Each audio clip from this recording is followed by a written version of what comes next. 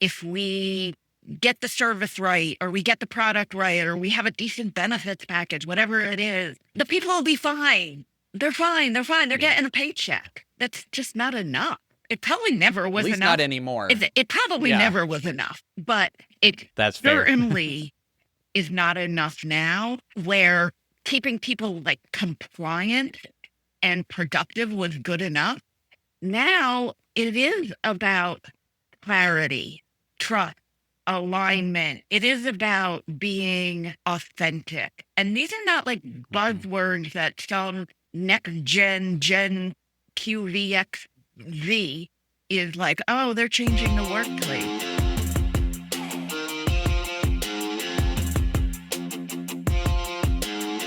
Welcome to the How Leaders Think podcast, a show that transforms you by renewing your mind and giving you new ways to think. I am your host, Kenny Lange, and with me today is the Rachel Platt. She brings 20 plus years of experience in helping organizations and individuals achieve enduring success, not just your everyday success, enduring success, through strategic human resources leadership. And as a certified women's business enterprise, WBE, I feel like that should have like a cool nickname. PLATTinum serves small and medium-sized nonprofits and commercial businesses across the US of A in areas of employee engagement, leadership development, culture assessment, and improvement. You got to assess and then improve. Otherwise, you're just like, hey, our culture sucks. Cool. Now we know. Performance management, staff training, communications, talent acquisition, HR process improvement, inclusion, and coaching. Welcome to the show, Rachel. Thank you for having me, Kenny. That was quite the mouthful.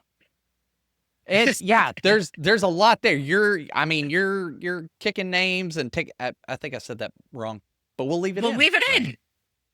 Well, leave it in. Screw it. We'll do it live. I'm channeling my inner Bill O'Reilly.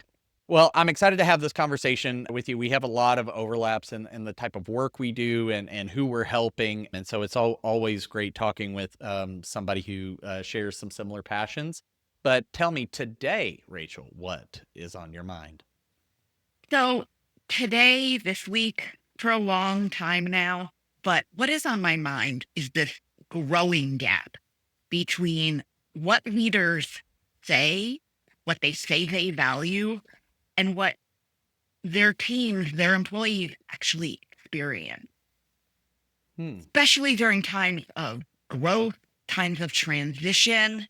There's a lot of uncertainty happening in the market right now.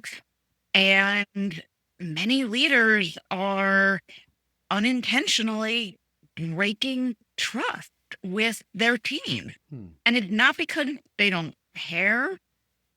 At least I hope it's not because they don't care, but it's because they haven't taken the time to be deliberate, to actually align their actions and how they're communicating with what they claim their culture is. And that's costly and avoidable. So that's what's on my mind. That is how I am spending my time. Lots of my clients these days are asking questions about, I'm struggling to attract, I'm struggling to retain talent. And we're always starting with, well, what's it actually like to work there? Why do you think that is? And so that's what's on my mind. That's what's on my client's mind these days. Gotcha. I think that's probably be an always and forever issue for leaders to face. Yeah. Is that integrity between their words and their actions, right? That alignment piece.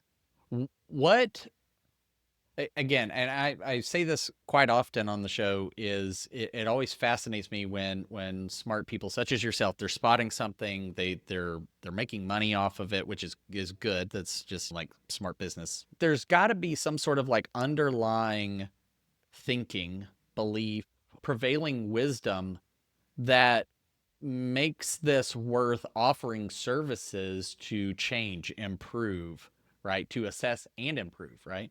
What do you think is sort of like below the surface? I hate to be cliched with like the iceberg metaphor, but it's a good one. What's below the surface that allows this to continue? Because I think if you talk to any high level leader and say, hey, do you think it's a good idea to say one thing and do another? I go, like, that's the dumbest thing I've ever heard. Get out of here. But it keeps happening. Yeah. So what's underneath that?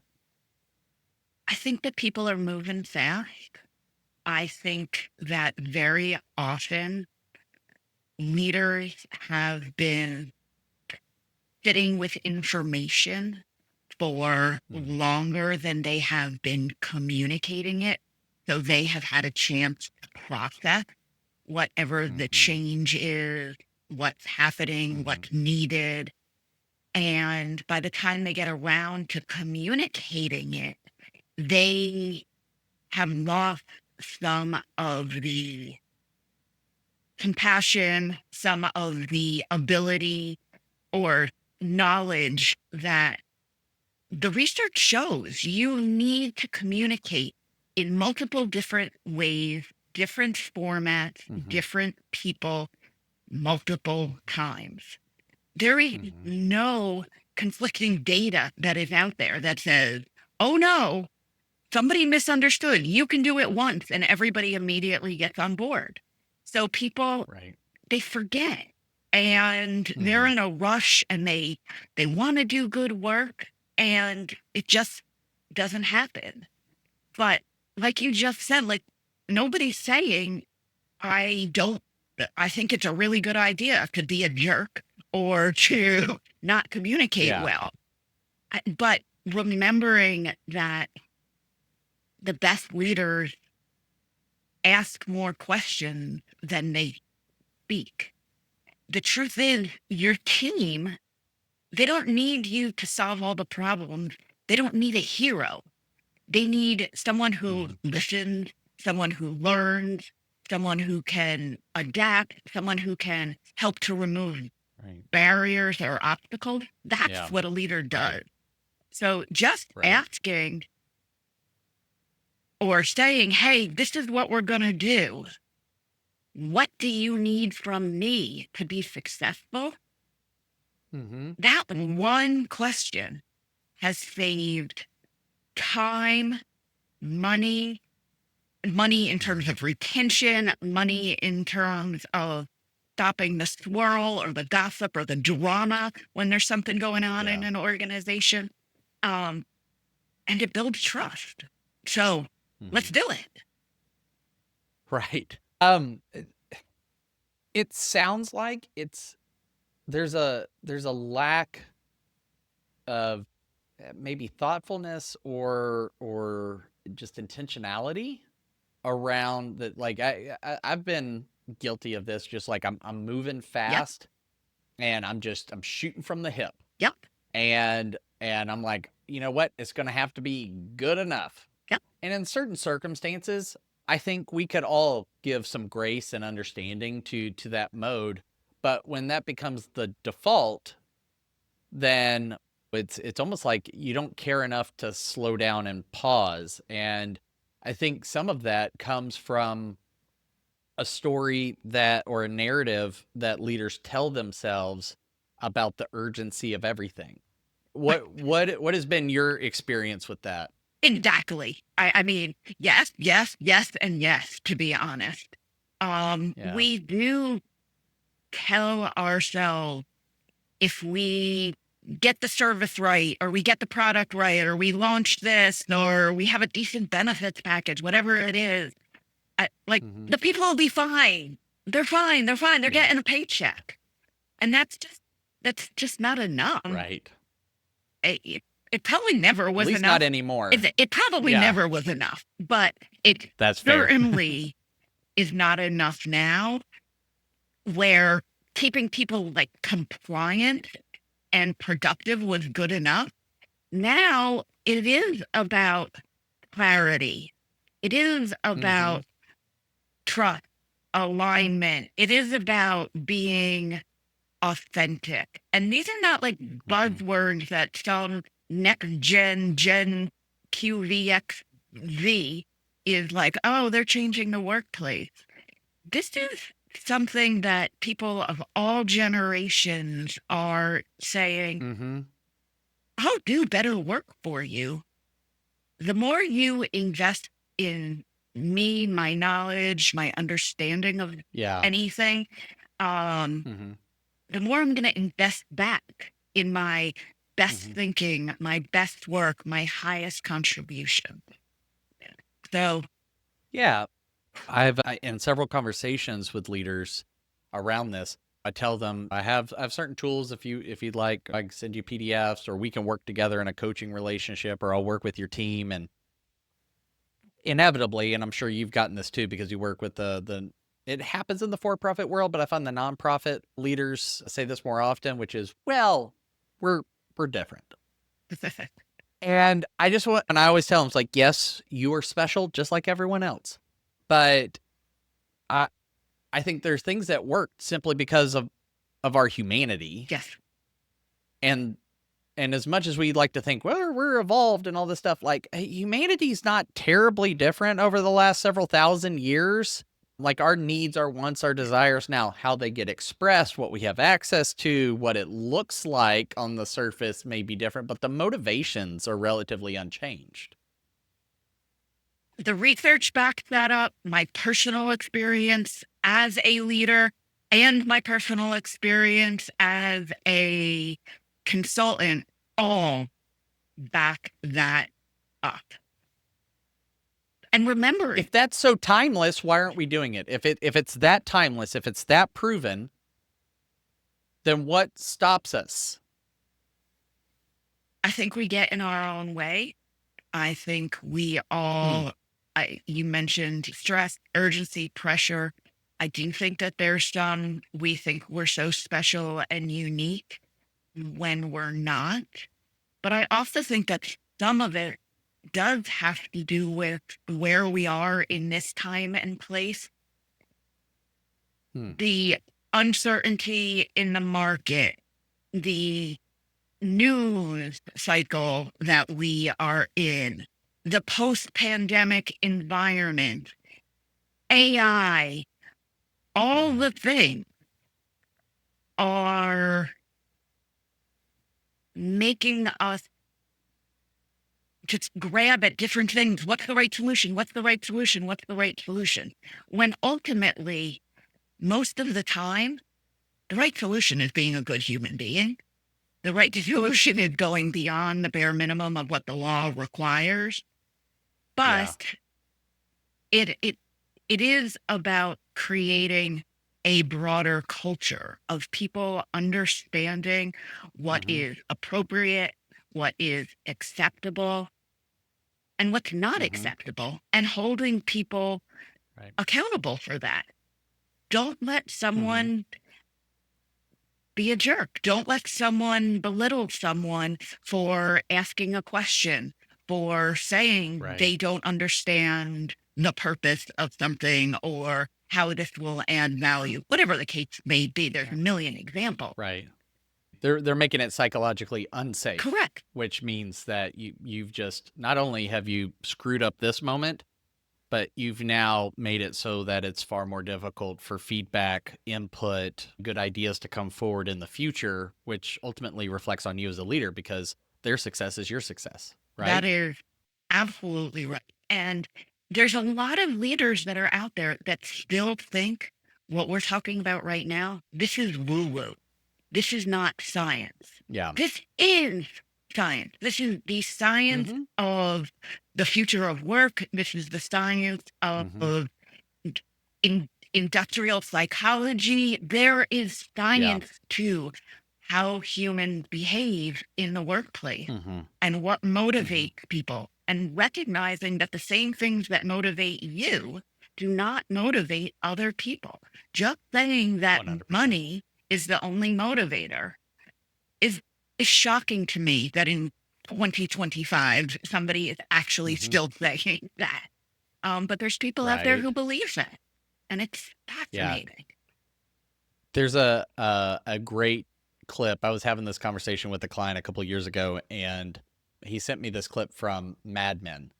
And he's a great salesperson. Yep. And so, like, he is money motivated, but he was also like freedom motivated. He's an entrepreneur and all these things. And And he sent this to me as just a funny illustration where one of the main female characters is showing John Hamm some work or something like that, and he just barely acknowledges it and sets it aside. She's like, "What? You never say I have good ideas or compliment or thank me or these things." And he goes, "That's what the paycheck is for." I do like what he followed it with is like, you will pay your dues, you will get your congratulations, your platitudes, your all these things later on. You're coming up, you're just beginning your career. So don't expect everybody to just like fawn over you. So I do think that there's some truth there, but the notion that well, that's what you got paid, right? Yeah, okay, well then you've been thanked is not, it's not good enough. And like you said earlier, probably never was. But I think society and workplace culture are not willing to tolerate that narrative anymore. So Now, no, yeah, go ahead. I was just, we could talk about this for hours, but I was on another podcast the other day, and we spent a lot of time all over the place. I gave lots of different suggestions, and at the end, he's like, "What's the one thing you would tell someone to do?" And honestly, the one thing is find someone to compliment. Find someone to be deliberate, intentional, specific. You did X in this particular situation. It resulted in Y. And here is the Z that is going to become the outcome. And here's why I appreciated that. We talk so much about giving constructive feedback, but giving reinforcing feedback. I mean, I hate to say this, but like if you have a child, a dog, a coworker, a colleague, someone who works for you, positive reinforcement is the ultimate motivator. It is the ultimate, I want to feel valued. I want to feel appreciated. So take the time to compliment someone. I disagree. I mean, I agree with you about the great example from Mad Men, but anyone at any level, from the most senior to the most junior, just hearing that somebody notices and acknowledges that you've contributed, and it's not just your effort, but the result also, absolutely hold people accountable. But sharing with somebody that you appreciate them, that is golden. 100%. I heard someone say it this way, and it was catchy, so it stuck with me because I need those sort of things because otherwise I'm like, squirrel. Yeah, Is celebrate what you want to see repeated. absolutely. And if the wrong things are being repeated, you need to figure out like why do we keep doing that, and why are we not repeating? Like, we did something good, okay, great. Like you said, with my kids, I forget that. Like, I'll speak up when there needs to be a correction or they're not doing their chores or something. But when they do their chores, which I think is like some taking out the trash or whatever, some basic responsibilities, like, hey, you're not having to pay Jack to have a roof and food and all this other stuff. Like, you should be, I don't know, this is going to get a tangent and maybe I'll get canceled.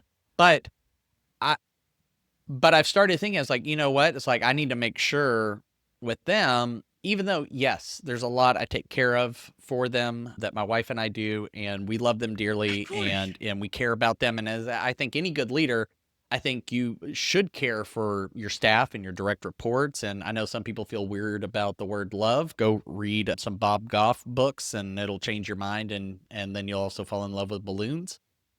But if I tell my son, like, hey, thank you for taking the trash out without having to be asked, or even if he was asked, or I noticed he did something nice. Time, not the 97th time. Oh, good Lord. Yeah, we could have a third podcast episode just on that. So I love that. And I think that is an easy thing to do. And listeners, go back, just listen to, Rachel gave you just a great format for how to bring that up. It doesn't have to be this awkward thing. You're not being a coy person. Like, you're not asking somebody on a date, like, maybe would you like to go get a drink? Like, hey, you did a great job on this. You created this result. And it's also an opportunity for you to tie back their effort to, like, what is their role in the story of the organization? Because people, they want to be seen, they want to be heard, and they want to know that they matter. That hasn't changed since the beginning of time. Nope. And so if you can quickly, briefly, in 10 seconds, communicate that, you may never think about what you just said again, but I guarantee you that that person who was on the receiving end will remember it. There's things that even my wife has said to me years and years ago. We've been together for 18 years, married for 16. But there are some moments where she said something that she probably, if I brought it up to her, would have no memory of, but meant a lot because she just said thank you or expressed gratitude around something that I was like, oh yeah, I mean, I was gonna do this anyway. Right. Like, but that nugget that touches your heart, touches you, makes you feel seen, makes you feel like you have contributed something. To take the time to be intentional. One of the things, I don't know who said it. I'd give them credit if I could remember, but culture is always being shaped either by design or by default.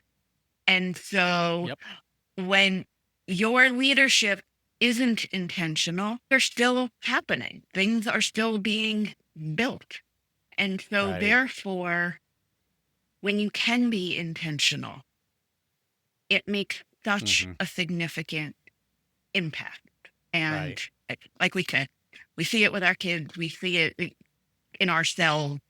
Just those nuggets make a difference. Somebody used the expression the other day, show them that the thread that they're on create the entire masterpiece of artwork and how it worked. And I really just, I liked that phrase. No, I love that. Again, that's part of the positive reinforcement, motivation, knowing that this thing that I do, if I am the most junior person, this thing I'm doing on the front lines, all I'm thinking about is technically being proficient at this one thing. I may have no idea what sort of impact that makes on our customers, how it's or what it makes on or somebody else in a different department, or maybe in another location in another city. But if we as leaders who get the benefit of that perspective, sometimes it's forced on us just by nature of our position. If we can say, hey, let me elevate your view a little bit and show you that when you did this, it impacted over here, and here's the thread, and all of that. It builds something up in you. Something I wanted to ask you is, do you think that sense of urgency, which I think a lot of people would default to, and there's a great quote about excuses and certain human anatomy, but it took me a minute, but I got it now. there you go. You'll get that on the drive home, as my pastor would say. But yeah, gotcha. But do you think, is that urgency real? Or is it manufactured? Is it situational? I've been thinking a lot about that lately, just for myself, because they ask me, like, how are you doing? And my usual response is, I'm going mock Jesus with my hair on fire.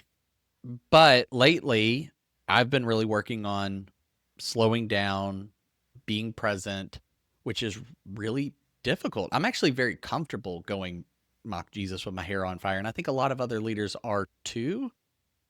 But it sounds like that maybe some of that's manufactured. It's just between your ears, or because the world is advancing faster and faster, is that sense of urgency founded on something real, and we just don't yet have the skills and tools to become aware and combat it?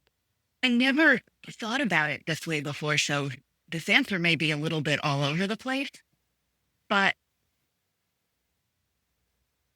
I feel like a lot of this has to do with what the workplace was like when each of us or any individual was first starting out. When I was starting out, there was a lot of emphasis, way more emphasis than should have been put on the amount of time that you had FaceTime, the amount of time the amount of Mm. hours Mm-hmm. that you were putting in. And I think I had some really wonderful bosses who could prioritize and help me to prioritize. That I had a few who I would not say were at Mach 10 at all times. I would say they didn't have their act together. And like, so everything was a fire drill. And so, yeah, everything became really urgent. And I was rewarded, and many of us were rewarded for responding to that and putting in that time and get her done, as we used to say. And and that still is important, but I, you know, but knowing the difference between something that truly is urgent Mm-hmm. versus something, I mean, in my line of work, nobody is dying on my watch. I am not an ER doctor, a brain surgeon, a firefighter. I'm not saving somebody's life most days, any days. Yeah. Um, Yeah. so like, let's balance it out a little bit. I still believe in a 4-box model of urgency and importance and putting the things on when I'm really struggling and my hair is on fire. Yeah. I just jot down a couple of notes for myself and I say, okay, here are the things that really need to get done. And Mm-hmm. here that just not everything is urgent. But it, Right. like you, I'm not always that. I'm high energy. I'm go go. Mm-hmm. But I have honestly learned, and I think this comes with a little bit of experience and a little bit of like been around the block a few times. When my hair is on fire, I don't want to be the boy who cried wolf. I don't want my team to think that I truly think that everything is urgent, because then when something really is, we're not going to respond in the right way. And so I've Wow. been really trying to modify my own stress or not show my own stress for things that I want it some way, but that doesn't mean that it is actually urgent. Right. I think people go back, clip that, replay that. I hope it makes sense because that I was think really that off the top of my head. no, I loved it. Yeah. I mean, because I'll use the phrase like, if everything is X, then nothing is X. Yeah. Like if everything is urgent, then nothing is urgent. And I think that does communicate something about like, oh, we should prioritize. But I think you really articulated well I think the real danger there, which is your team won't know how to respond or won't actually give it the urgency that it demands. And then real damage is done to reputation, brand, revenue. It's also just like we can't be working at stress level gazillion and burnout running the race a million miles an hour every single day. It's just not sustainable. Nobody can do their best thinking that way. Right. Over the last couple of years, something that's helped clarify that for me is thinking about professional athletes. And I love sports. I grew up playing them. And so I know some people have issues with sports metaphors, but if that's you, it's then not in the courthouse. Fantastic. But if that's you, the listener, get over it for this part of the conversation.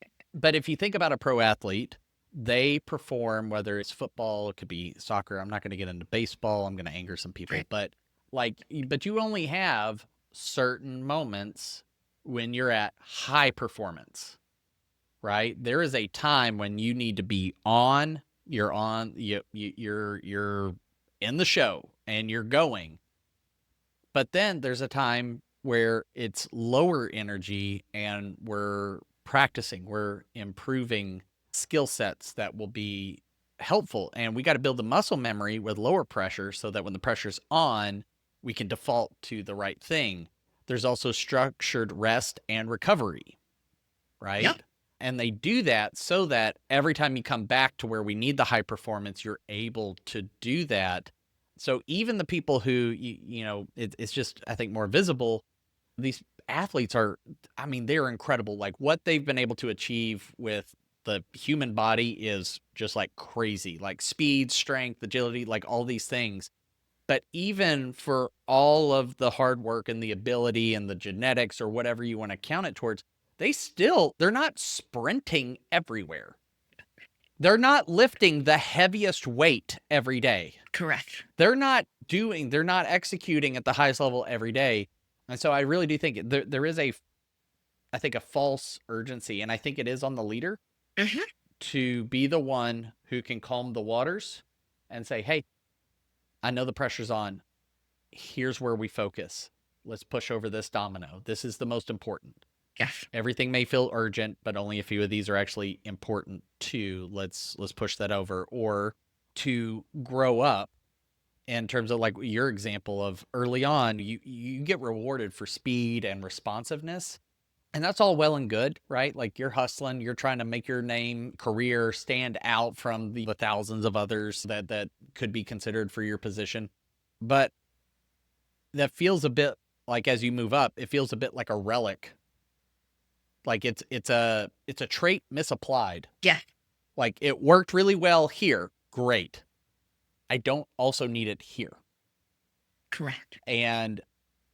But it's almost like debt. It's like skill debt or something like that. I don't know. We figure out, you and I could probably brainstorm a better word for this, but again, this is straight off the dome. But it is like a form of debt of things that we've just like, okay, well that worked. Cool. I'll put this in my bag, and then something else works and you throw it in the bag and you keep hauling it around in your bag of tricks instead of reevaluating going, I don't know that I need this one anymore. It served me well. You got a Marie Kondo. Thank you for your service. And then put it in the giveaway pile. It is very much sometimes you have to realize that what got you here is not going to get you there.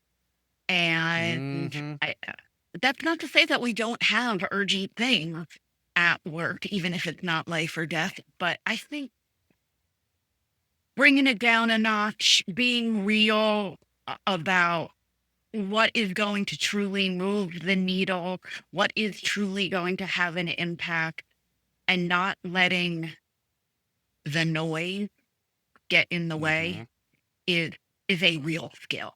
And it's something that so many of us need to constantly be working on. Goes along with learning how to say no or not yet, or how to say, I see that this is really important. I have these other priorities. Which of these do you want me to drop? These are all things Such a good question that you have to learn. And some people are naturally really great at them. I can talk a great game. Personally, I'm not so great at them, but I am working on the skill. Yes. I know what needs to be done. And like, we all have to get over being people pleasers. And these are all things that are not going to serve us well as true leaders going forward. So let's talk to the leader listening that goes, yeah, you know what? This has been me.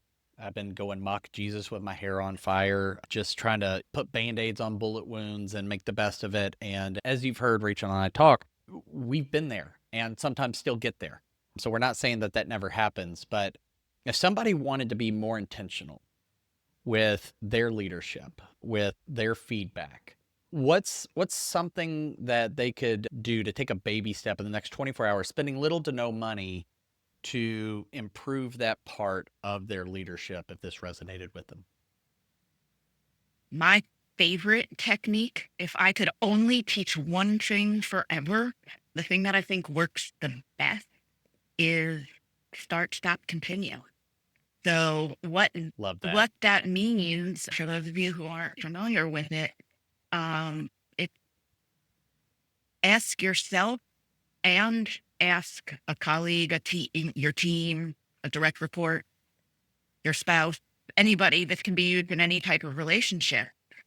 What is one thing that I could start, stop, or continue doing that would help you to do your best work. Then listen. Right. Then listen, because it is low cost, high impact way to build trust, to surface what your blind spots may be.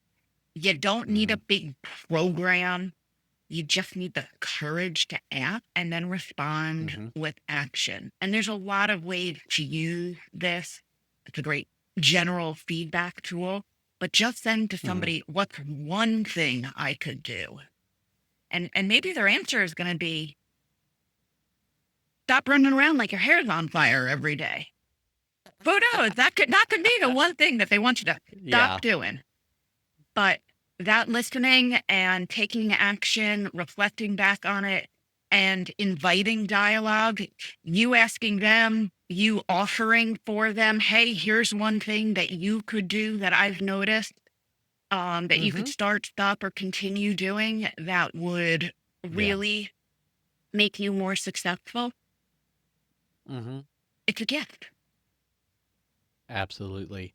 And if I may add something to what you're saying, because start, stop, continue. Yes, and it is one of my most favorite exercises to ever do. When they're delivering their feedback, shut up. Yeah. Yeah. And you don't need to explain anything. You just thank them for the courage to share that with you, because there is a power dynamic, whether you want to admit it or not, that tilts heavily in your favor. Is you thank them for sharing that with you, and then you may tell them, hey, let me think on this, or I need to process a bit. Could I come back to you with some clarifying questions to make sure I really took in what you had to say? But don't go in, oh, well, see, the reason I was doing that is because of this thing and that thing. Like, you just took the air out of the room. Quit it. Yeah. And I get where it's coming from. And you may not feel like you're defending yourself, but it will come across as defending yourself. And so in that moment, you're not only receiving the feedback, but you're playing for future moments where you want to have a well-worn path between you and your direct report to continuously get that feedback. By the way, if that goes well, they're going to talk to their peers about this. And suddenly now you've got better relationships with your whole department, and not just this one person, but it starts there. I just wanted to add that because, one, I've been guilty of that so many times, but I've seen that wreck. Like, people hear that advice, they go for it, and then they screw it up on the back end. So I don't mean to that is fabulous advice. And that's exactly what we were talking about early on with being intentional in your leadership. Yeah. Being thoughtful. These are things that we don't realize in the heat of the moment can be distractors. I joke all the time, no good deed goes unpunished. So that's a perfect example of, you were trying to do a good thing of asking for feedback, or somebody was being courageous to give you the feedback. Now, just take it in and be intentional about how you respond. Even if you have if your head's about to explode on something, just be intentional. Right. It will make for better personal or professional relationships every single time. Absolutely. Well, Rachel, this has been a fantastic and timely conversation. And so I hope a lot of people will re-listen to this and get some really practical ideas that they're free, easy, and will transform how things go. It's not woo-woo. It's the secret glue to great performance. So if people want to know more about you, more about PLATTinum Consulting, any of those things, where would you send them? Well, you can always find me on LinkedIn. I post on people strategy, leadership, silly things that happen on LinkedIn several times a week. You can check out my website. It is PLATTinumconsulting.com. Platinum is spelled with 2 T's, like my last name. Mhm. You can shoot me an email. I actually read them and respond. Um, Oh, wow. yeah, it's a novel concept. It It is. is. It's unique. I just have AI read and respond to everything for How's that me. going for you? So, you know what? Actually, pretty well. I think people like my AI better than they like me. He's nicer. So, well, Rachel, thank you so much for coming on. I hope to have you on again in the not too distant future. And we will link up all those different things on the show notes so you can go and check that out. And to the listener, thank you so much for sticking with us. We hope that this was not just educational, but fun. And we hope that you come back and that you share this with other people who might need to hear this message. Just don't be a jerk about it. Be like, you really need to listen to this. You can be like, I liked this and I thought you might as well. And that'll just take the sting out of it.